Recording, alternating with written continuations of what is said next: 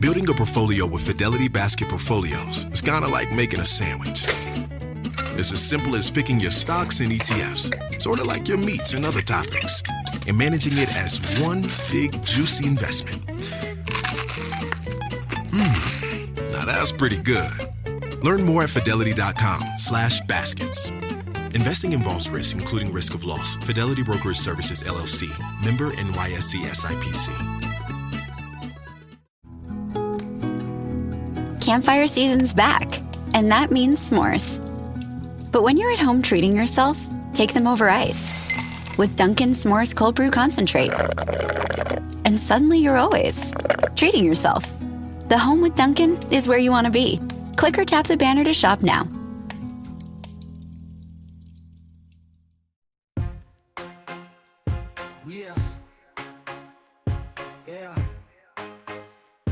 We just chillin' and vibing, good conversations with good people.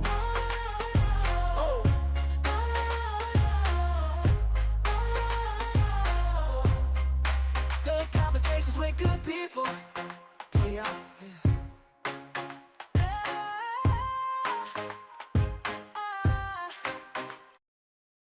Yo, this your boy Larry, and I'm chilling and vibing with pro boxer, bare knuckle champion, Brian Maxwell. What's going on, man?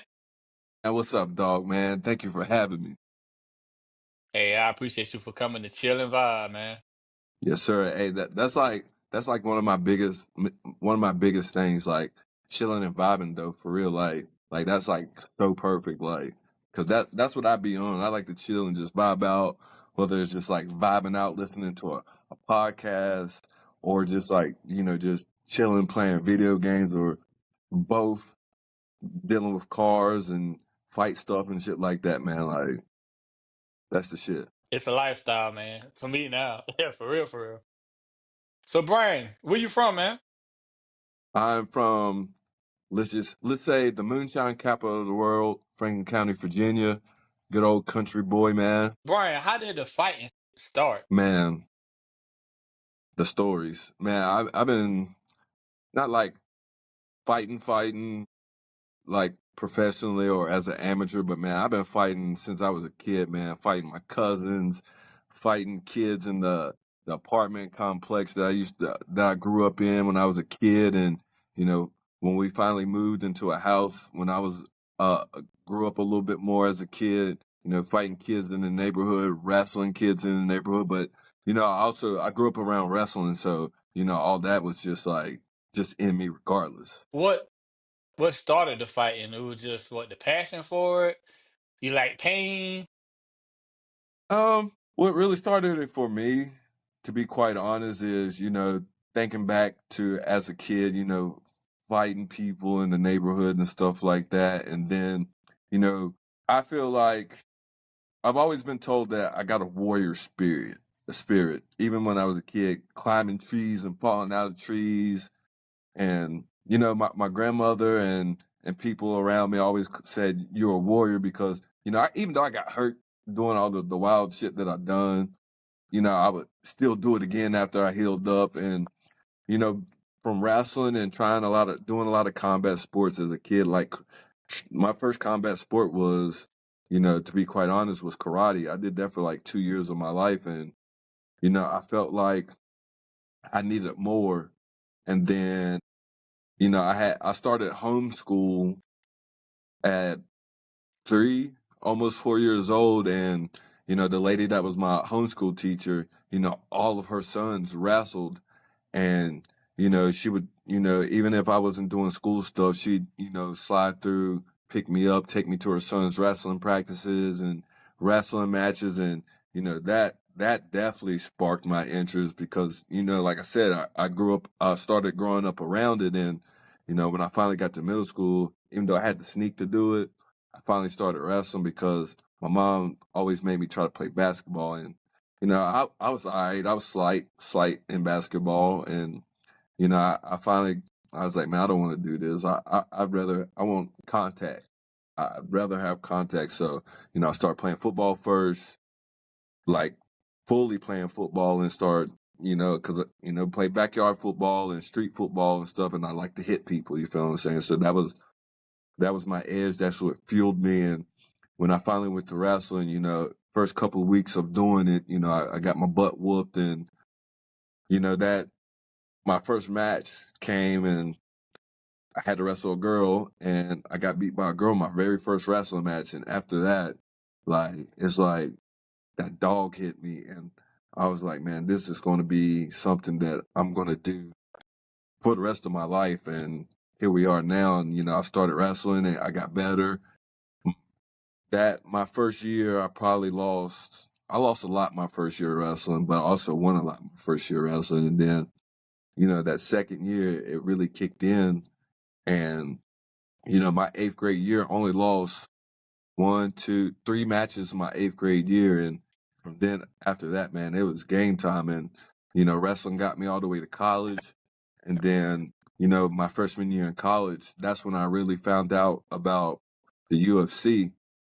And one of my college roommates, he was like, hey, man, let's watch these fights tonight. And I was like, what fights? And he's like, UFC fights. I was like, oh, shit, what is that? I've heard about it, but, it was in the back of my mind. So I ain't really pay attention to it.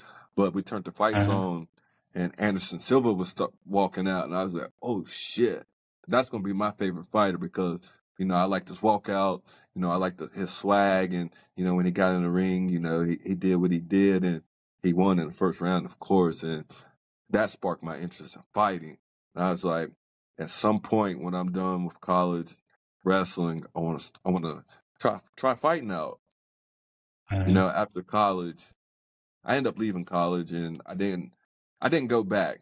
And I don't regret not going back because I feel like if I would have went back and finished, I'd probably be, I ain't gonna lie, I'd probably be bored with life. You feel what I'm saying? Because my dream was always to be a professional wrestler, and we know how that goes. You feel what I'm saying? I wanted to go straight to the WWE. Well, it had just changed to the WWE. I wanted to go straight to the WWE, and once I found out, hey, there's nothing else after college really, but a few things. But I got home. I dabbled in life for like 2 years, and I was like, you know what? I wanted to give this fight shit a try. You feel what I'm saying? And I browsing the internet. Seen some fights were coming up. One of the guys that I wrestled with in high school, he turned into a professional fighter at like 16 years old. And there was this promotion around called Ruckus in the Cage. So that was very popular in my area for a hot minute. And, like I said, I was browsing the internet. I seen they had some fights coming up, so I signed up. I didn't think that, the promoter or anybody was going to call me back. So I just took a chance. You feel what I'm saying? And literally within an hour, he literally called and offered me a fight. I didn't care who it was or nothing. He said, I got a 2-0 guy. Do you want to fight? And I was like, hell yeah, man. I was flipping out.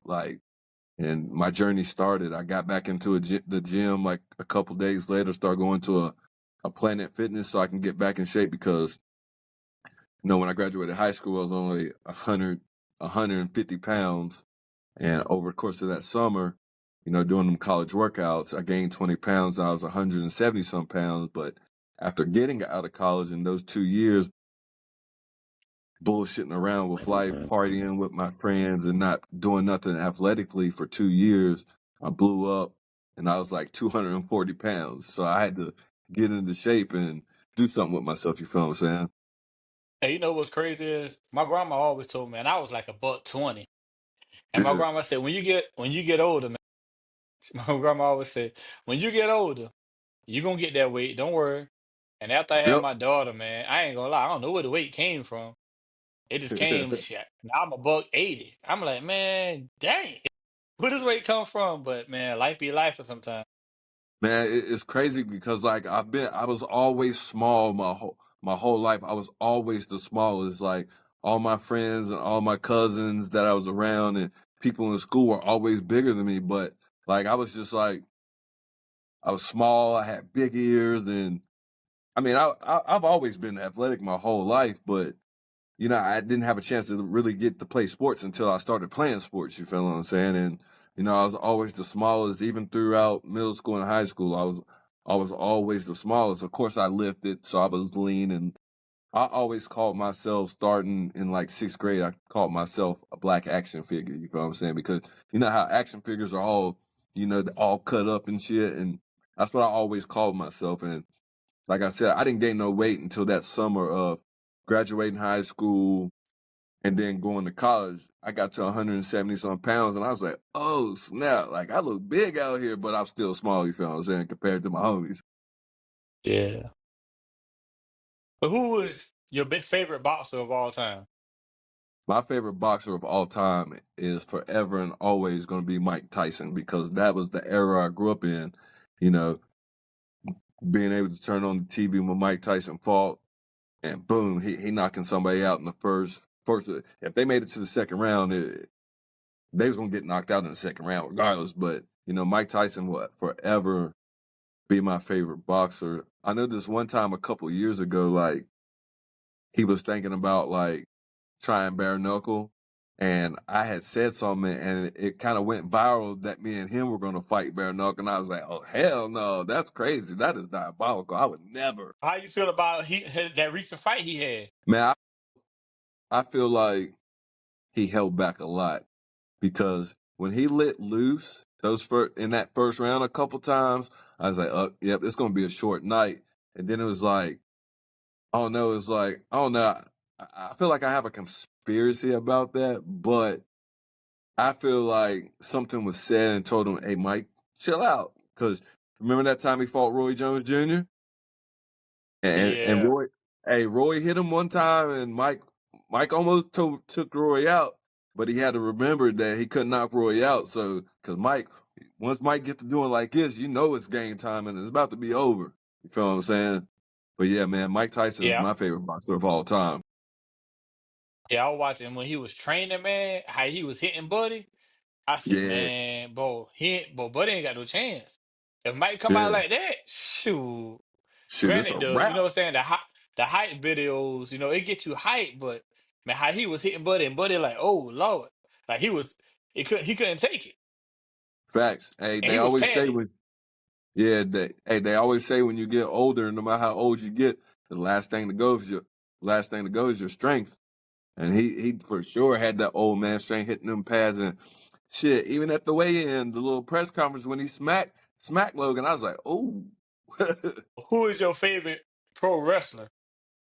My favorite pro wrestler will forever and always be Eddie Guerrero. That's like my favorite professional wrestler ever. Like, dog. Like, I used to try to put my cousins and stuff in his moves when we wrestled in my granny's backyard. Like, man, like we used to go ape shit when it came to wrestling, because my granny, she was probably one of the, till the day she died, she always watched wrestling. I remember sitting in her bedroom or in the living room on Monday and Thursday nights, and her flipping between the channels of watching WWE or WCW, and on Thursdays we sitting in the floor eating, watching SmackDown, and man, that was the shit. Like those were the best times. Like I wish some of those wrestlers were still around. Like when Eddie Guerrero died, I felt like my best friend died. You feel what I'm saying? Yeah, that one hurt the world, man. That one hurt the world because Facts. I was watching both too, man. WCW, Yes, sir. WWF.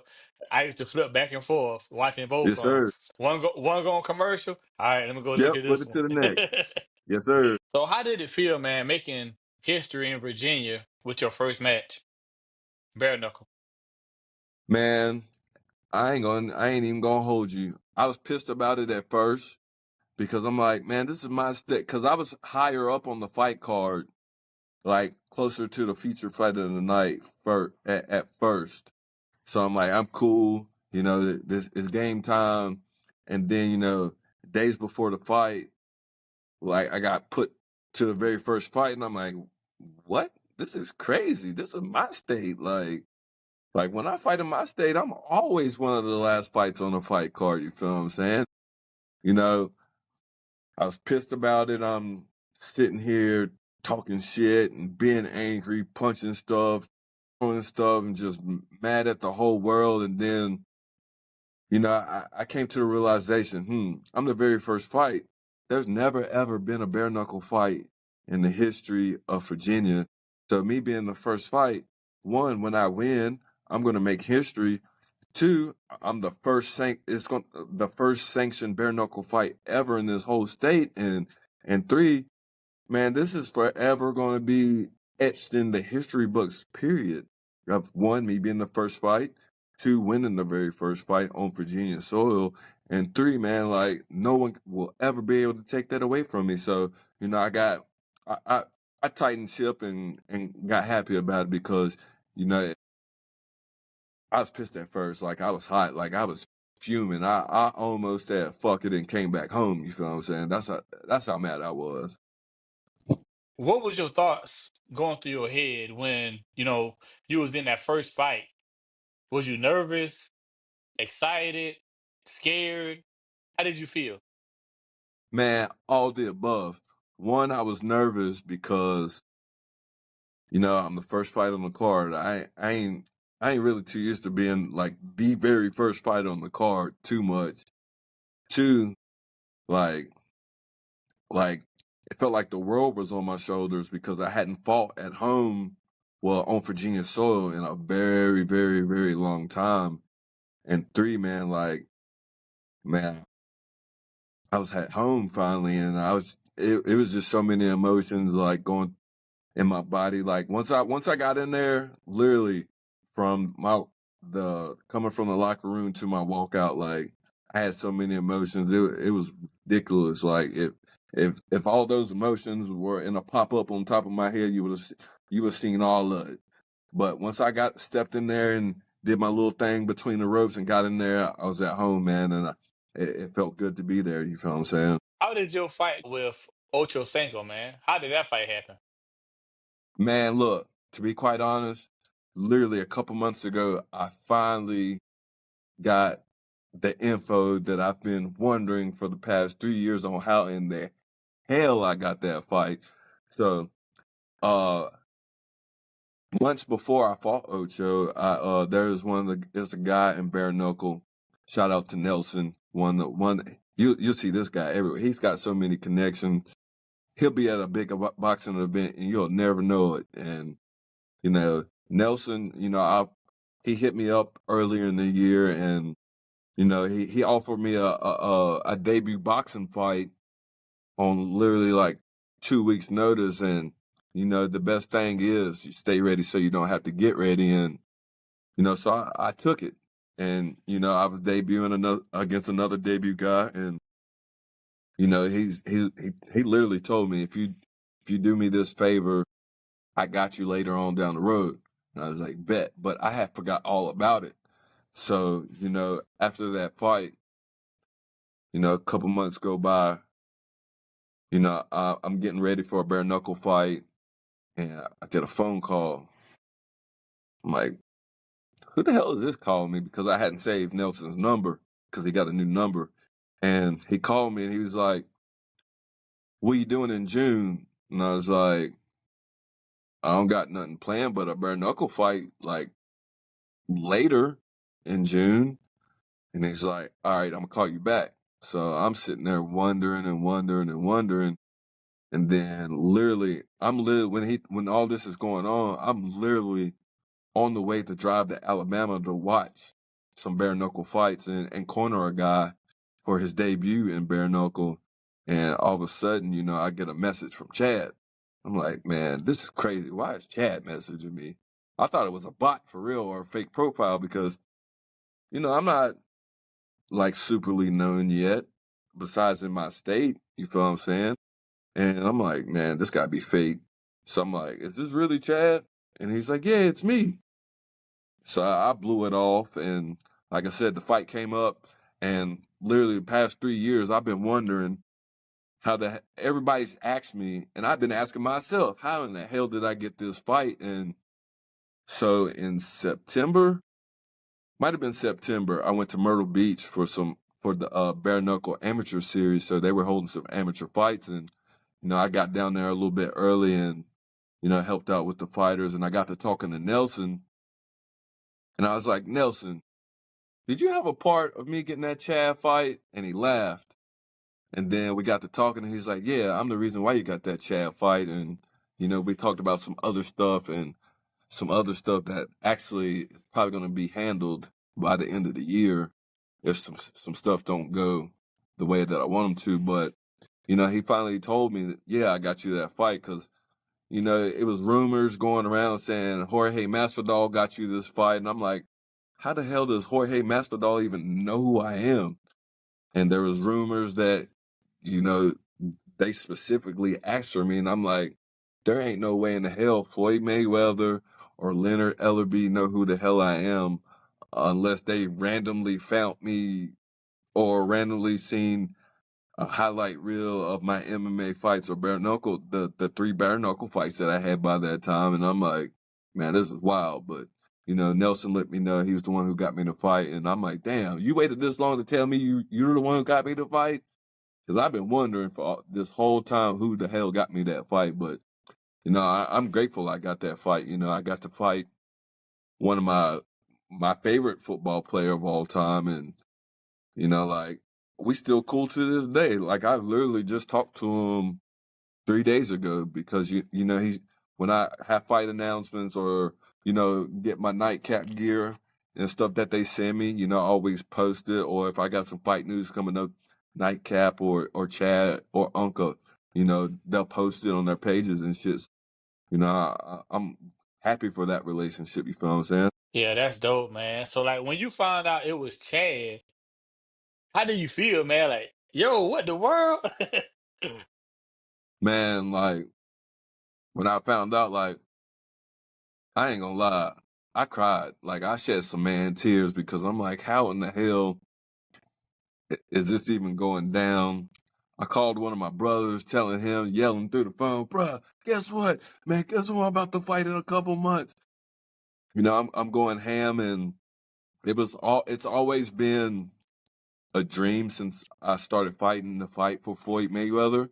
I even in like 2000, I think it was like 2013, I entered one of Floyd's contests that he would randomly put up, and I won it. So they sent me like 2 pairs of socks, a shirt, and a hat.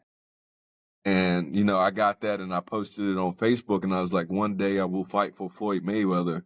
And boom, 100 million years later, here's my chance. And like, I'm still excited about it now. You feel what I'm saying? Because I got to do it. You feel what I'm saying? Yeah. So like when y'all had to do the weigh in and y'all standing face to face, staring each other down, what was the thoughts going through your head?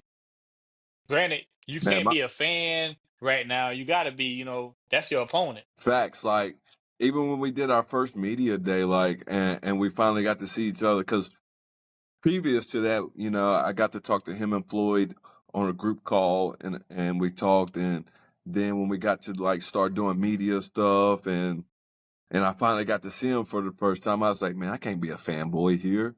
Like, this is about to be my opponent. You feel what I'm saying? So, I had to set the fanboy to the side. And once we got to weigh-ins, that's when shit got real. I was like, oh shit, I'm really about to fight my favorite football player of all time. So, like, I was nervous, but the respect and the fanboy was still in me. You feel what I'm saying?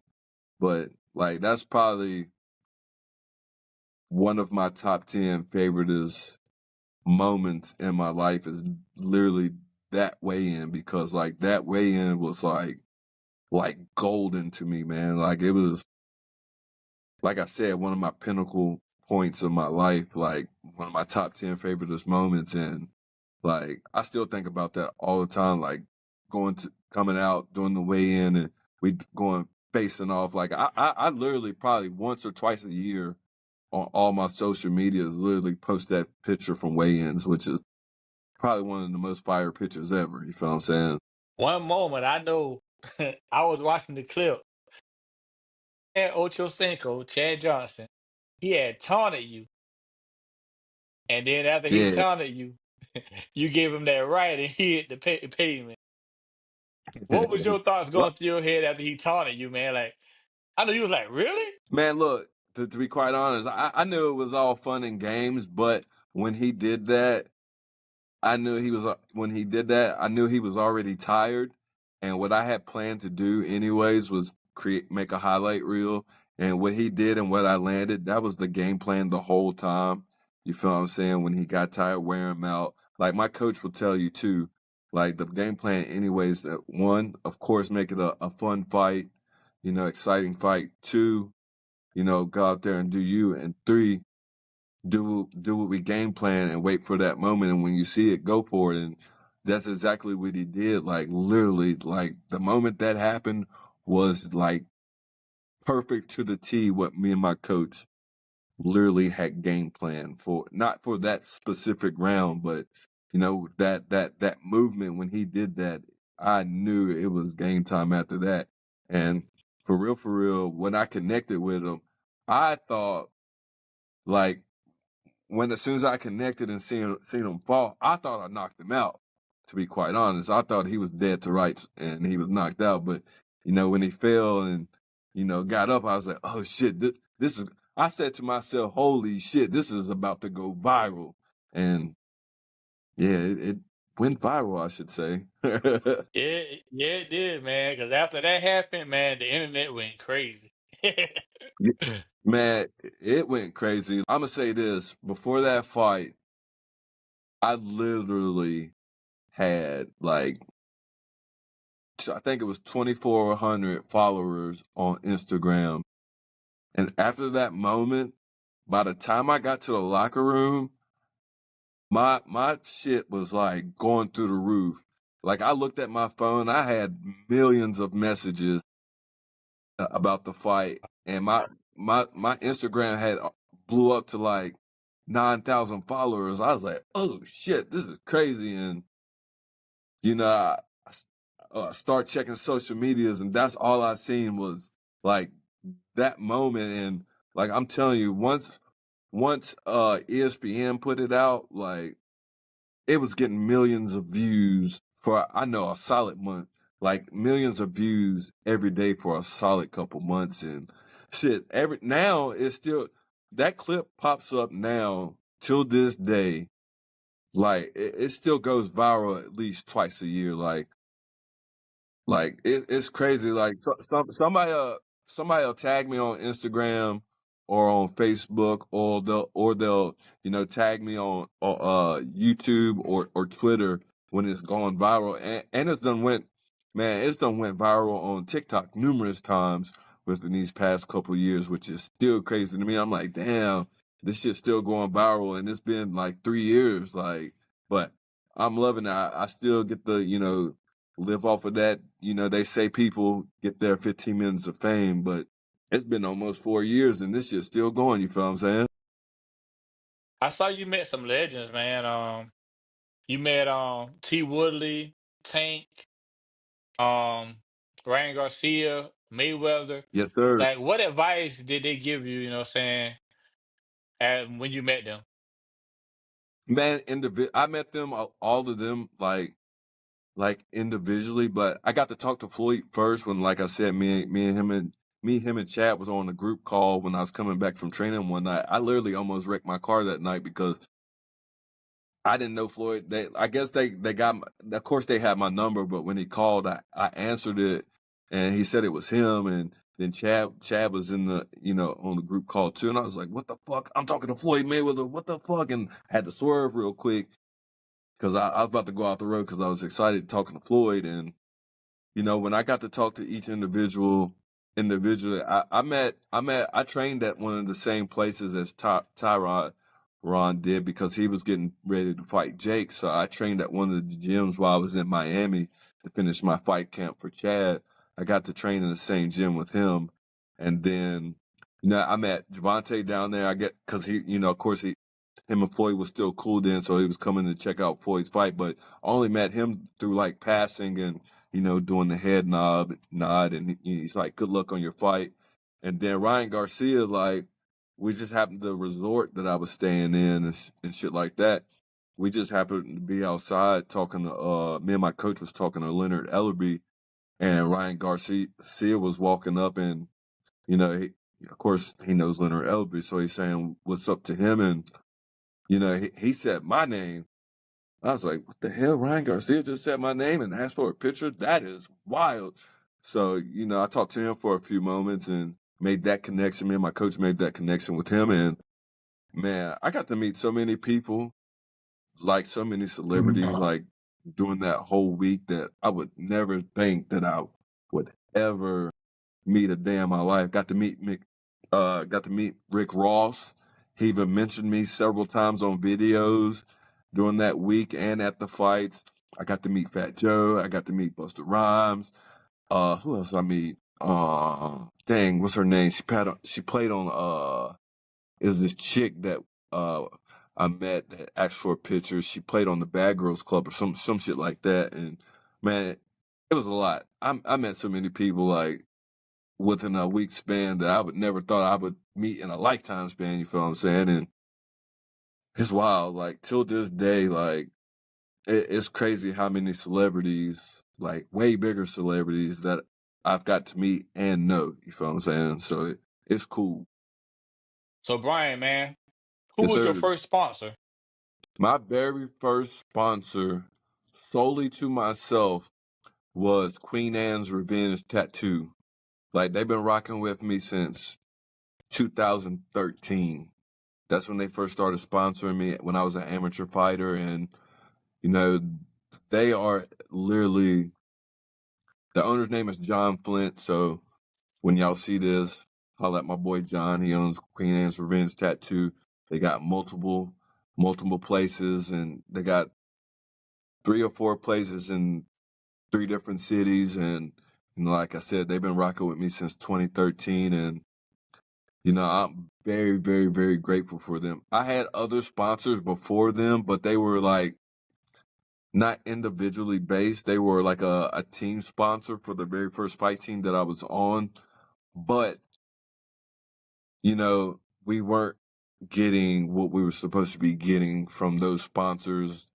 The person that trained me during that time, took all the benefits. And, I'm not going to say I have ill will towards him. He gave me a life lesson. And, other teammates that I had at that point in time hate his fucking guts. But, I'm not going to say I hate his guts. Like I said, he taught me a lesson and he gave me a start when nobody else would, you feel what I'm saying? So I ain't never going to shit on that man because of that shit. All I can take from that is he taught me a lesson on how to basically do shit when it comes to sponsors and, reaching out to people on my own, you feel what I'm saying? So how was it in boxing camp, man? How was your first boxing camp experience? My very my very first boxing camp experience for boxing solely was basically my Chad fight. That was my first full boxing camp experience, and that shit was wild because I had to technically I was getting ready for a bare knuckle fight too, because my bare knuckle fight literally happened 3 weeks after the Chad fight. But so preparing for both, it was a similar camp for both because it was the same camp, but a longer camp. I was literally in camp for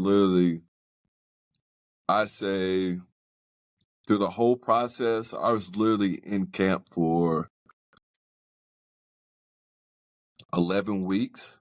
So preparing for both fights and doing the same stuff, but also doing extra stuff because I'm getting ready for, a boxing fight. I knew about the fight a long time, for a while before it was announced, before everyone, knew about it. So I started preparing for it, and, I'm going to strictly boxing gyms to get in some work with boxing. I started traveling, and once I got to Florida, like I said, I got to train in the same gyms as Tyron Woodley, and, I got to go to some big ass gyms. I got to actually go to one of the most popular, famous gyms in the whole state of Florida, Boxar Gym in Miami. I got to train there for like a week before the fight, and man, the people, like I said, I got to meet some cool ass people, but I also got to get some good ass work. And now I say it's in my top 5 one of my top 5 hardest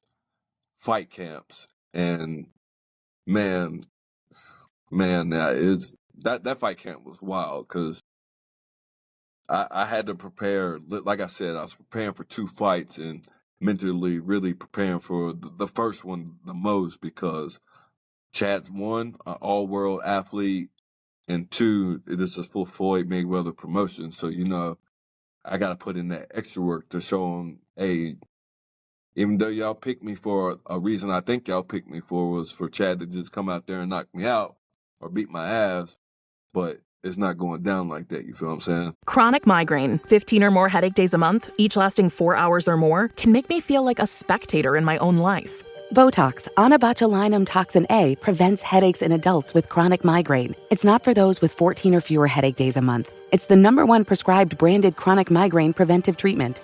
Prescription Botox is injected by your doctor. Effects of Botox may spread hours to weeks after injection, causing serious symptoms. Alert your doctor right away, as difficulty swallowing, speaking, breathing, eye problems, or muscle weakness can be signs of a life-threatening condition. Patients with these conditions before injection are at highest risk. Side effects may include allergic reactions, neck and injection site pain, fatigue, and headache. Allergic reactions can include rash, welts, asthma symptoms, and dizziness. Don't receive Botox if there's a skin infection. Tell your doctor your medical history, muscle or nerve conditions, including ALS, Lou Gehrig's disease, myasthenia gravis, or Lambert-Eaton syndrome, and medications, including botulinum toxins, as these may increase the risk of serious side effects.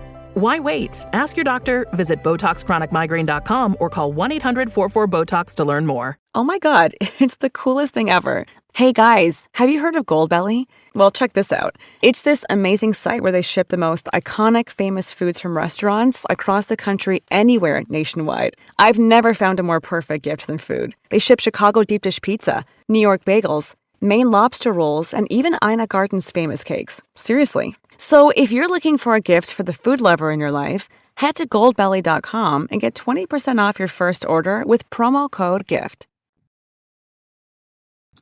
Yeah, Chad found out the hard way. Man, that's my dog, though, man. I'll never talk bad about that fight or talk bad about him because I've done some podcasts or talked to people that used to be close to him and they wanted me to talk bad about him so bad. I can't do it because I have nothing bad to say about him or that fight or I've been asked several times, did you take it easy on Chad? No, I did not take it easy. Even though I respected Chad in that fight, I wasn't going to just take it easy and not make him not feel what, real fighters do. You feel what I'm saying?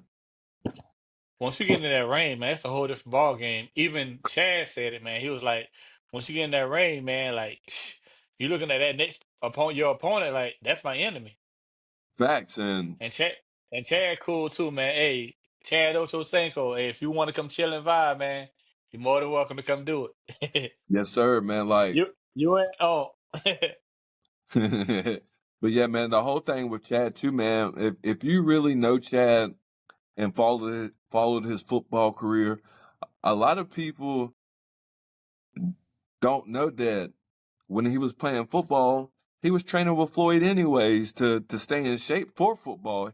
He did boxing training to stay in shape for football. You feel what I'm saying? Like the footwork of boxing, the conditioning of boxing, and hitting pads and getting work with Floyd. A lot of people didn't know that, but I did, and I do because, like I said, I followed this man's whole career from when it started until now. You feel what I'm saying? So I knew that. So that's why I said that was probably one of my top 5 hardest fight camps because Chad is an all-world athlete and he still can, till this day, probably still play in the NFL or do something crazy. You feel what I'm saying? Like he does.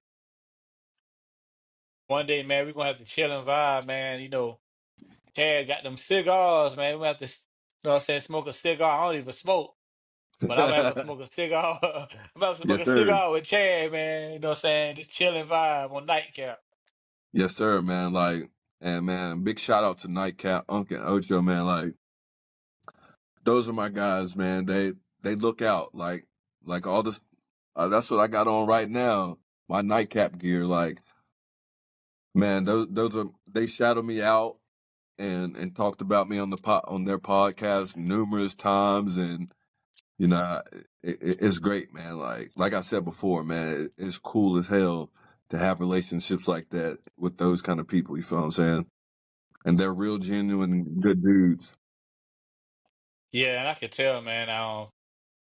Both of them, man, they motivated me to start my own, man. Like, I got a fan base now, and I got people watching, Yes, sir. chilling and vibing. It's a blessing, man. Cause like by me watching them, like, man, it motivated me to keep going. Facts. And you know, with them, they kind of sparked my interest in, getting into the podcast game also, because when Chad was with I Am Athlete and stuff, and watching I Am Athlete, and then that's what basically got me into watching more podcasts and wanting to get into podcasting, is because I watched I Am Athlete was probably like the first real podcast that I like sat there, or was at work or something listening to for an hour or two, and I'm like, damn, I think I could do this. And I finally started my own podcast, and it's going up. Like, I fell off for a little bit because I was, like I said, I was going through some stuff and everything going on with my mom last year. I fell off for a little bit, and not fighting for a whole year kind of messed me up too. And so it's back on. I actually have starting my fourth episode of the year tomorrow, and shit, I'm back in the podcast world, man. Like, I feel like before I went on my little hiatus from not fighting for a year and everything going on with my mom last year, like I had two sponsors that hit me up on the gram and wanted to sponsor my podcast, and like I said, I fell off and I never reached back out to them, and you know, that kind of went away. But now that I'm, like I said, I got my fourth Savage Sunday episode that's me and my two buddies are gonna do tomorrow. I've already had an app hit me up and asked me if I wanted to drop my podcast on their app, and like I said, I'm 3 episodes in, fourth one starting tomorrow, and I feel like it's gonna get even bigger, man, because like we was talking about off camera, every person has a journey and a story. You feel what I'm saying? Yeah. What's the name of your podcast, man? So my followers could follow you.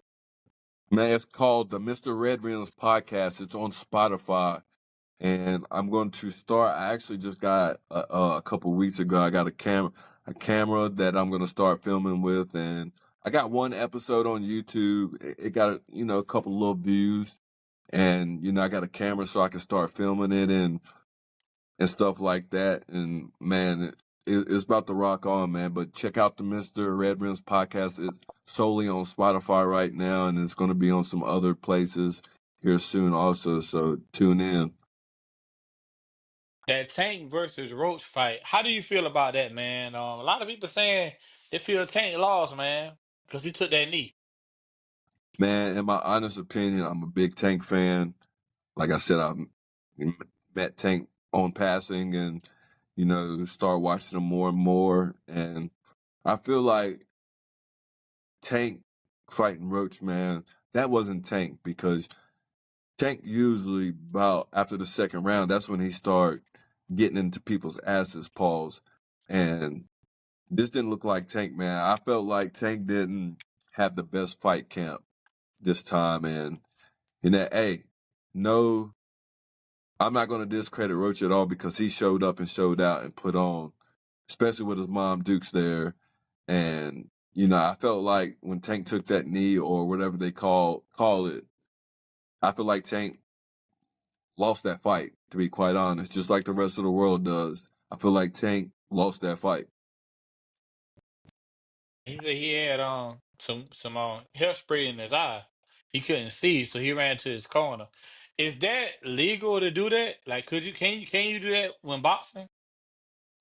I've heard of it a few times, like if you're in the corner and you got like, cause they grease your face up and stuff for cut, so you don't get like super badly cut and stuff. And if it's too much on your face, sometimes the ref will stop it and be like, hey, y'all need to give me a towel so I can wipe this off the fighter's face. Or if a fighter's got a cut and the stuff is, I guess the grease and stuff is dripping into their eye or something, I guess they can take a timeout to get the stuff off or whatever. But like I said, I've only seen that a few times or even heard of that a few times. So I don't know when it comes to that for real, for real. Your next fight coming up, man, versus Diaz, March 22nd. How do you Yes, feel about sir. that fight? Man, I feel great about this fight, man. Like, I fought Diaz before. He was my second bare knuckle fight. And, I took that fight on 4 weeks notice. And, hey, those 4 weeks I got it in. Stay ready so you don't have to get ready. So, I still had a decent 4 weeks of camp preparing for him. And, even though I lost that first time against him, we're in a new sport, dirty boxing. And, this dirty boxing game, I get to bring back some tools and some weapons that I've always had from being an MMA fighter, of using my elbows, using my clinch, like my Muay Thai clinch / wrestling and jiu-jitsu clinch.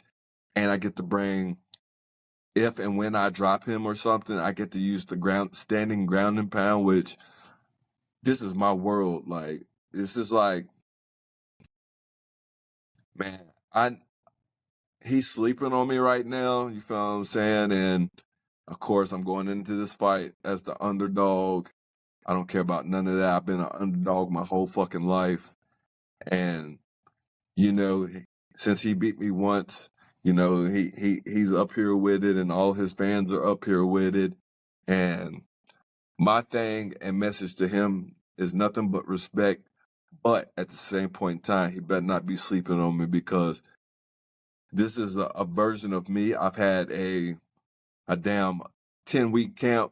So I've had a full fucking camp to get ready for this fight. And man, this shit is about to get dangerous. And, I'm going in this fight probably more confident going into a fight than I ever been, because the weight's not on my shoulders. I don't have nothing to prove. This is a win-win situation regardless for me. I get to fight for a new promotion. I finally get to fight for the first time, and the fight day literally will be for a year and a half since I got to fight. I don't have any rust. I've been grinding my ass off, and, he think it's going to be an easy fight for him, and I hate to say it, it's not. He's counting me out. His fans are counting me out. Yeah, I'm in his backyard, but hey, the underdog sometimes in other people's backyard is coming to seek and destroy. You feel what I'm saying? And like I tell you, everybody's sleeping on me, and they just don't know what I'm capable of, man. Like I said, I've been out for like a year and a half from fighting. I've had some matchups, but a lot of people have been backing out on me or turning down the fight because, with my record in bare knuckle, it's a losing record. And, for my past 1, 2, 3 fights since I've progressed and gotten better and shown people, hey, I'm meant for this type of shit. Like, a lot of people are ducking and dodging me now. That literally, people are ducking and dodging. I've called several people out, which I usually don't call people out, but to get a fight, sometimes you got to call somebody out. And, I've had contracts sent, and then I signed my part, but the opponent didn't sign their part, or they wait till a week, after they get in the contract, and they don't sign their shit and not want to fight no more. So, this year and a half of my time off, yes, I've went through some shit, but I've also, you see where I'm at right now. I'm in the gym. I've been consistently in the gym. I took a 2-week layoff because, things had gotten worse with my mom before she passed. So, I spent every waking moment with her while I could. And, since my mom's been gone, I've basically lived in this gym to get ready for this fight. You feel what I'm saying? And I've been doing my 1-a-days, sometimes 2-a-days. And, today is one of those days that I was gonna work out today, but I was like, my body needs some rest because I've been going hard at it. Like tomorrow, I got a 2 a day, but I might do a 3 a day because that's how good I feel right now and how confident I feel. And like I said, they're sleeping on me, and they're gonna be in for a fucking shock. I tell you that. What advice would you give a young fighter that just getting into the fighting scene? Man, I literally had a talk with a new fighter literally yesterday before I started training yesterday at one of my buddies' gym. His name is Aaron Blackford. He owns Black Barbell Gym close to my gym. And there's this young kid. I'll tell any kid. I even tell my son, look, if you're gonna do something, stick to it. Don't quit. Grind your ass off. And stay with it, man. Make sure when you leave that gym or wherever you're training at, you know that you got it in that day. And if you got a goal, reach for it. Above and beyond to reach that goal. And if you want to make it in anything you do, man, you got to be a go-getter and go get it. You feel what I'm saying? So Brian, I know you got to get back to training. What's your Instagram? Like, if people want to follow you on your socials, how can they reach you? If they want to follow me on IG, it's, of course, my name, Brian Maxwell 12 on IG. You'll see the fight. As soon as you type in my name and last name, you'll see my fighter picture pop up. I really don't be too active on Twitter. I'll post on there like every once in a while, but you can find me at Twitter at the Brian Maxwell Official 1 on Twitter. And of course, I got my fighter page on Facebook is, Brian Maxwell MMA fighter. I'm really not too active on there since I haven't done, MMA in a long time. And,